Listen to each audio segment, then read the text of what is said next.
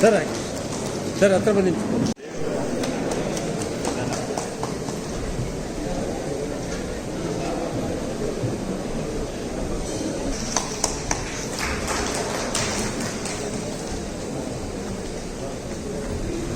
ಈ ಬೆಟ್ಟೆಗೌಡ ಸರ್ ಅವರು ಕೂಡ ಅಭಿನಂದನೆ ಸಲ್ಲಿಸಿದ್ದಾರೆ. ಧನ್ಯವಾದಗಳು ಸರ್.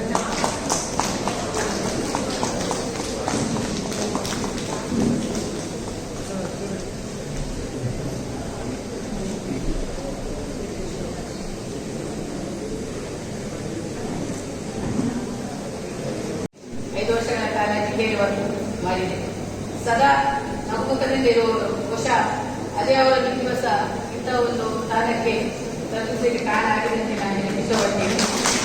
ಸದಾ ಅದೇ ರೀತಿಯಲ್ಲಿ ನಿಮ್ಮಿಂದ ನಿಮ್ಮನ್ನು ಗೆಲ್ಲಿಸಿದವರಿಗೆ ಏನು ಎಕ್ಸ್ಪೆಕ್ಟೇಷನ್ ಇಟ್ಕೊಂಡಿದ್ದಾರೆ ಅದನ್ನು ನಿರ್ವಹಿಸುವಂತಹ ಜವಾಬ್ದಾರಿ ನಿಮಗೆ ಸಿಗಲಿ.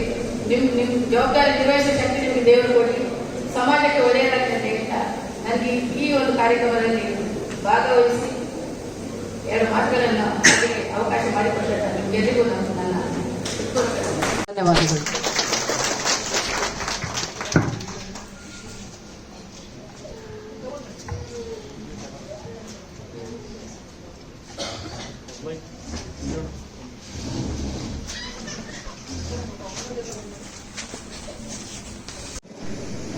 ನಾನು ಒಬ್ಬ ವ್ಯಾಪಾರಿ ನಿಮ್ಮ ಮುಂದೆ ಮಾತಾಡೋದು ಬಹಳ ಕಷ್ಟ. ನಾನು 1944ರಲ್ಲಿ ಕೊರೂರಿಂದ ಬಂದೆ. ಆಗ ಕೆಲವೇ ಜನ ವಕೀಲರಿದ್ದರು. ಇವತ್ತಿನ ದಿವಸ ನೂರಾರು ಜನ ವಕೀಲರು ನಮ್ಮ ಹಾಸನದಲ್ಲಿದ್ದಾರೆ. ಬಹಳ ಸಂತೋಷ. ನ್ಯಾಯ ಒದಗಿಸುವುದರಲ್ಲಿ ನಿಮ್ಮ ಪಾತ್ರ ಬಹಳ ಇದಾಗಿದೆ. ಇದನ್ನು ಗೌರವಯುತವಾಗಿ, ಧರ್ಮವಾಗಿ, ನ್ಯಾಯವಾಗಿ ಕಕ್ಷಿದಾರರಿಗೆ ನಡೆಸ್ಕೊಡ್ಬೇಕು. ಇದರಲ್ಲಿ మీకు ಗೌರವವನ್ನು ತರುತ್ತೆ. ವಕೀಲರ ವೃತ್ತಿ ಬಹಳ ಗೌರವಯುತವಾದ್ದು. ನಿಮ್ಮನ್ನು ಎಲ್ಲರೂ ನಂಬಿಕೊಂಡು ಕೇಸ್ ಕೊಡ್ತಾರೆ. ಅವ್ರಿಗೆ ನ್ಯಾಯವನ್ನು ದೊರಕಿಸಿಕೊಡೋದು ಬಹಳ ಮುಖ್ಯವಾದ್ದು. ನಾನು ಬಂದಾಗ ಕೆಲವೇ ಜನ ವಕೀಲರಿದ್ದರು. ಅದರಲ್ಲಿ ರಾವತ್ತು ನಂಜುಂಡಯ್ಯನವರು, ವೆಂಕಟೇಶಯ್ಯನವರು, ತಿಮ್ಮಪ್ಪವರು, ನಮ್ಮ MP ಆಗಿದ್ರಲ್ಲ ಸಿದ್ದಯ್ಯಪ್ಪನವರು, ಈಗ ವೈ ಧರ್ಮಪ್ಪನವರು, ಈಗ ಎಲ್ಲರೂ ಇದ್ರು. ಅವ್ರು ನೋಡ್ಕೊಂಡಾಗ ಬಹಳ ಸಂತೋಷ ಆಗೋದು. ನಾನು ಒಬ್ಬ ವಕೀಲರಾಗಿದ್ರೆ ಒಂದು ಕಪ್ ಕೊಟ್ಟು ಹಾಕ್ಕೊಂಡು ಇವ್ರು ಮುಂದೆ ನಿಂತ್ಕೋಬಹುದಿತ್ತಲ್ಲ ಇನ್ನೊಂದು ಆಸೆ ಆಗ ಬರ್ತಾ ಇತ್ತು. ಅದಕ್ಕೆ ದೇವರು ನನಗೆ ಅವಕಾಶ ಕೊಡಲಿಲ್ಲ. ನನಗೆ ದೇವರು ಅವಕಾಶ ಕೊಟ್ಟಿದ್ದು ಹೆಣ್ಣು ಮಕ್ಕಳನ್ನ ವಿದ್ಯಾವಂತರನ್ನ ಮಾಡಬೇಕು ಅನ್ನೋದು ನನಗೆ ದೇವರ ಆಶಯ. ಆ ಉದ್ದೇಶದಿಂದ ಜಿಲ್ಲಾ ವಕೀಲರ ಸಂಘದಿಂದ 3 ಹಾಸ್ಟೆಲನ್ನು ತೆರೆದು ಸುಮಾರು 800 ಜನ ಹೆಣ್ಣು ಮಕ್ಕಳಿಗೆ ಆಶ್ರಯವನ್ನು ಕೊಟ್ಟಿದ್ದೇನೆ. ಇದರಲ್ಲಿ ನಮ್ಮ ಸಂಘದ ಖಜಾಂಚಿಗಳಾದ R.T. ದೇವೇಗೌಡರು ಇದು ಬಹಳ ಮುಖ್ಯ ಕಾರಣ. ಅವರಿಗೆ ನಾನು ಧನ್ಯವಾದ ಅನ್ನೋದು ಅದು ನನ್ನ ಕರ್ತವ್ಯ ಎಂದು ಇವತ್ತಿನ ದಿವಸ ಅವ್ರಿಗೆ ಹೇಳ್ತಾ ಇದ್ದೀನಿ.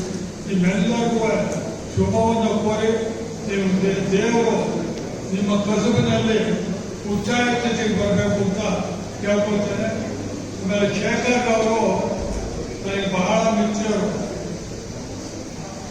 ಹೇಗೆ ಮಿತ್ರರು ಅಂದ್ರೆ ನನಗೆ ದುಡ್ಡು ಕೊಡ್ತಾರೆ,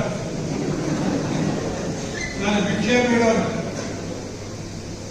ಇವತ್ತು ವಕೀಲರ ಸಮಾಜದಲ್ಲಿ 800 ಜನ ಹೆಣ್ಮಕ್ಳು ಓದಬೇಕಾದ್ರೆ ಅವರ ಸಹಾಯ ಬೇಕಾಗಿತ್ತು. ಶೇಖರ್ ಅವರು ಬಂದು ನನ್ನ ಮನೆಗೆ 2 ಲಕ್ಷ ರೂಪಾಯಿಗಳನ್ನ ಕೊಟ್ಟು ಅದಕ್ಕೆ ಧನ್ಯವಾದವನ್ನು ಅರ್ಪಿಸ್ತಾರೆ ಸಂದರ್ಭದಲ್ಲಿ. ಜೈ ಜಾಚಾರ ಸಂದರ್ಭದಲ್ಲಿ ಬಯಸ್ತಾ ಇದ್ದೇನೆ. ಅದೇ ರೀತಿ ನಮ್ಮ ಹಿರಿಯ ಮಸ್ತತಿ ಜಿಲ್ಲಾ ಹೃದಯ ಇದ್ದಂತೆ ಅಂತ ಹೇಳಿದ್ರು, ಅದು ನಿಜವಾಗ್ಲೂ ಅದು ಸರಿಯಾಗಿ ಇದೆ. ನಾನು ನಮ್ಮ ಹಾಸನ ಜಿಲ್ಲಾ ವಕೀಲರು, ಮಂಡ್ಯ ಜಿಲ್ಲಾ ವಕೀಲರು, ಮೈಸೂರು ಜಿಲ್ಲಾ ವಕೀಲರು, ಅದೇ ರೀತಿ ಕರ್ನಾಟಕದ ಒಂದು ಉತ್ತರ ಕರ್ನಾಟಕದಲ್ಲೂ ಕೂಡ ನಮ್ಮ ಹಾಸನದ ಜೆ.ಪಿ. ಶೆಟ್ಟರ್ ಅವರಿಗೆ ಮತವನ್ನ ನೀಡಿದ್ದಾರೆ. ಅವರನ್ನ ನಮ್ಮ ಜೆ.ಪಿ. ಶೆಟ್ಟರ್ ಅವರನ್ನ ಗುರುತಿಸಿದ್ದಾರೆ. ಅವರು ಮುಂದಿನ ದಿನಗಳಲ್ಲಿ ಕರ್ನಾಟಕ ರಾಜ್ಯ ವಕೀಲರ ಪರಿಷತ್ತಿಗೆ ಸಂಬಂಧಿಸಿದಂತೆ ವಕೀಲರ ಕಷ್ಟ ಸುಖಗಳನ್ನ ಅಚ್ಚುಕಟ್ಟಾಗಿ ನಿರ್ವಹಿಸಿ ಅಂತ ಹೇಳಿ ನಾನು ಈ ಸಂದರ್ಭದಲ್ಲಿ ಹೇಳಿಕೆ ಬಯಸ್ತಾ ಇದ್ದೇನೆ. ಯಾಕೆ ಅಂತಂದ್ರೆ ನಮ್ಮ ಹಾಸನ, ಮಂಡ್ಯ, ಮೈಸೂರು ಮಾತ್ರ ಅಲ್ಲದೆ ಉತ್ತರ ಕರ್ನಾಟಕದಲ್ಲೂ ಕೂಡ ಒಂದು ಮತವನ್ನ ಪಡ್ಕೊಂಡಿದ್ದಾರೆ ಅಂತ ಹೇಳಿದ್ರೆ ನಿಜವಾಗ್ಲೂ ನಾವು ನಮ್ಮ ಹಾಸನವನ್ನ ಗುರುತಿಸಿದ್ದಾರೆ ನಮ್ಮ ಉತ್ತರ ಕರ್ನಾಟಕದಲ್ಲೂ ಕೂಡ ಅಂತಂದ್ರೆ ಎಷ್ಟು ಒಂದು ಪ್ರವಾಸ ಮತ್ತು ಪ್ರಚಾರವನ್ನ ಮಾಡಿರ್ಬೇಕು ಅಂತ ಹೇಳಿ ನಾನು ಈ ಸಂದರ್ಭದಲ್ಲಿ ಹೇಳಿಕೆ ಬಯಸ್ತಿದ್ದೇನೆ. ನಡೆಸಿದ್ರೆ ಹಾಸನಲ್ಲಿ ಮಾಡಿದಂತ ಏನಿದೆ ಆ ಒಂದು ಇದನ್ನ ಕಾನ್ಫಿಡೆನ್ಸ್ ಮಾಡಿ ಅಂತ, ಅದಕ್ಕೋಸ್ಕರ ಅದಕ್ಕೆ ಹೆಚ್ಚಿನ ಬಜೆಟ್ ಬೇಕು. ಅದಕ್ಕೆ ನಮ್ಮಲ್ಲಿ ಕೆಲವೊಂದು ನ್ಯಾಯಾಧೀಶರು ತಮ್ಮೆಲ್ಲರೂ ಹೆಸರಿಡಬೇಕಾದ್ರೆ ತಮ್ಮೆಲ್ಲರಿಗೂ ಸಹ ಗೊತ್ತಿರೋಂಥ ವಿಷಯ. ಯಾಕೆ ಅಂತಂದ್ರೆ ಸಂಪನ್ಮೂಲ ವ್ಯಕ್ತಿಗಳನ್ನ ಬರುವಂತ ಶಕ್ತಿ ನಮ್ಮ ನ್ಯಾಯಾಧೀಶಗಳಿದೆ. ಜೊತೆಗೆ ನಮಗೂ ಸಹ ಏನು ನಮ್ಮ ಸಂಜಯ್ ಸಾಹೇಬ್ ಇರ್ಬೋದು, ನಮ್ಮ ಏನು ಎಲ್ಲ ನ್ಯಾಯಾಧೀಶರುಗಳು ಸಹ ಅದಕ್ಕೆ ಸಂಪೂರ್ಣವಾಗಿ ಸಪೋರ್ಟ್ ಮಾಡ್ತೀವಿ ಅಂತ ಹೇಳಿದರೆ, ಅದನ್ನ ಏನಂದ್ರೆ ಮೊದಲ ಕಮಿಟಿ ಫಾರ್ಮೇಶನ್ ಆದ ತಕ್ಷಣವೇ ಅದನ್ನ ಅದ್ರ ಬಗ್ಗೆ ನಾವು ಹೇಳಿ ಸ್ಟೇಟ್ ಕಾನ್ಫರೆನ್ಸ್ ಅಕಸ್ಮಾತ್ ಮಿಸ್ ಆದ್ರೂ ಸಹ ಅದು ಬೇಕಾದ್ರೆ ಲೇಟ್ ಆದ್ರೆ ರೀಜನಲ್ ಕಾನ್ಫರೆನ್ಸ್ ವಿತಿನ್ 3 months ಅಲ್ಲಿ ನಾವು ರೀಜನಲ್ ಕಾನ್ಫರೆನ್ಸ್ ನಡೆಸ್ತೀವಿ ಅಂತ ಹೇಳಿ ನಾನು ನಿಮಗೆ ಭರವಸೆ ಕೊಡ್ತೀನಿ. ಒಂದು ಜೊತೆಗೆ ನಮ್ಮ ಕಾಲ ಮಂಗಳಗೌಡರನ್ನ ಅಧ್ಯಕ್ಷತೆಯಲ್ಲೇ ಏನ್ ಅಧ್ಯಕ್ಷ ಅಂತ ಅವರ ಅವಧಿಯಲ್ಲೇ ಮುಗಿಸ್ಕೊಳ್ಳೋಣ ರೀಜನಲ್ ಕಾನ್ಫರೆನ್ಸ್. ಅವ್ರದೊಂದು ಮಹತ್ವವಾದ ಒಂದು ಆಸೆ ರೀಜನಲ್ ಕಾನ್ಫರೆನ್ಸ್ ನಡೆಸಬೇಕು ಅಂತ. ಹಾಗಾಗಿ ಆ ರೀಜನಲ್ ಕಾನ್ಫರೆನ್ಸ್ ಖಂಡಿತವಾಗ್ಲೂ ಖಂಡಿತವಾಗ್ಲೂ ಭರವಸೆ ಕೊಡ್ತೀವಿ. ಅದಕ್ಕೆ ಏನು ಯಾವ ರೀತಿ ಏನು ಆರ್ಥಿಕವಾಗಿರ್ಬೋದು ಯಾವುದೇ ರೀತಿ ಎಲ್ಲಾ ರೀತಿಯಲ್ಲಿ ನಾವು ತರ್ತೀವಿ. ಖಂಡಿತವಾಗ್ಲೂ ರೀಜನಲ್ ಕಾನ್ಫರೆನ್ಸ್ ಅದ್ಭುತವಾಗಿ ನಡೆಸ್ತೀವಿ ಅಂತ ಹೇಳ್ತಾ, ಜೊತೆಗೆ ನಾನು ಕೆಲವೊಂದು ಹೇಳೋದು ಏನಂತ ಅಂದ್ರೆ ನಮ್ಮ ಈಗಾಗಲೇ ನಮ್ಮ ಸತ್ಯಾನಂದ ಸರ್ ಹೇಳಿದಾಗೆ ಮಂಡ್ಯ ಹಾಸನ ಅಂತ ಅಂದ್ರೆ ಮಂಡ್ಯದಲ್ಲೂ ನಮಗೆ ಅತಿ ಹೆಚ್ಚು ಮತಗಳು ಬಂದಿದ್ದಾವೆ. ಅದೇ ರೀತಿ ಮೈಸೂರಿನಲ್ಲೂ ಬಂದಿದೆ. ಯಾಕೆ ಅಂತಂದ್ರೆ ನಾನು ಅಲ್ಲಿ ಹೋದಾಗಲೂ ನಾನು ಒಂದೇ ಸ್ಪೀಚ್ನಲ್ಲೂ ಅದನ್ನೇ ಹೇಳಿದ್ರು.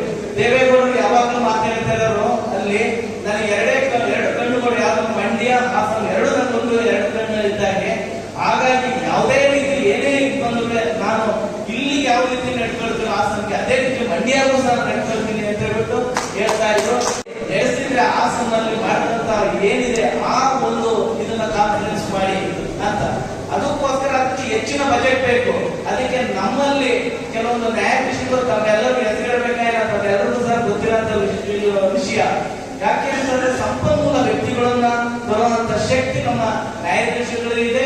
ಜೊತೆಗೆ ನಮಗೂ ಸಹ ಏನು ನಮ್ಮ ಸಂಜಯ್ ಸಾಹೇಬ್ ಇರ್ಬೋದು, ನಮ್ಮ ಏನು ಎಲ್ಲ ನ್ಯಾಯಾಧೀಶರುಗಳು ಸಹ ಅದಕ್ಕೆ ಸಂಪೂರ್ಣವಾಗಿ ಸಪೋರ್ಟ್ ಮಾಡ್ತೀವಿ ಅಂತ ಹೇಳಿದರೆ, ಅದನ್ನ ಏನಂದ್ರೆ ಮೊದಲ ಕಮಿಟಿ ಫಾರ್ಮೇಶನ್ ಆದ ತಕ್ಷಣವೇ ಅದನ್ನ ಅದ್ರ ಬಗ್ಗೆ ನಾವು ಹೇಳಿ ಸ್ಟೇಟ್ ಕಾನ್ಫರೆನ್ಸ್ ಅಕಸ್ಮಾತ್ ಮಿಸ್ ಆದ್ರೂ ಸಹ ಅದು ಬೇಕಾದ್ರೆ ಲೇಟ್ ಆದ್ರೆ ರೀಜನಲ್ ಕಾನ್ಫರೆನ್ಸ್ ವಿತಿನ್ 3 months ಅಲ್ಲಿ ನಾವು ರೀಜನಲ್ ಕಾನ್ಫರೆನ್ಸ್ ನಡೆಸ್ತೀವಿ ಅಂತ ಹೇಳಿ ನಾನು ನಿಮಗೆ ಭರವಸೆ ಕೊಡ್ತೀನಿ.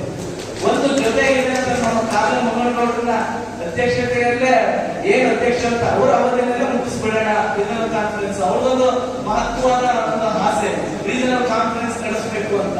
ಹಾಗಾಗಿ ಆ ರೀಜನಲ್ ಕಾನ್ಫರೆನ್ಸ್ ಖಂಡಿತವಾಗ್ಲೂ ಖಂಡಿತವಾಗ್ಲೂ ಭರವಸೆ ಕೊಡ್ತೀವಿ. ಅದಕ್ಕೆ ಏನು ಯಾವ ರೀತಿ ಏನು ಆರ್ಥಿಕವಾಗಿರ್ಬೋದು ಯಾವುದೇ ರೀತಿ ಎಲ್ಲಾ ರೀತಿಯಲ್ಲಿ ನಾವು ತರ್ತೀವಿ.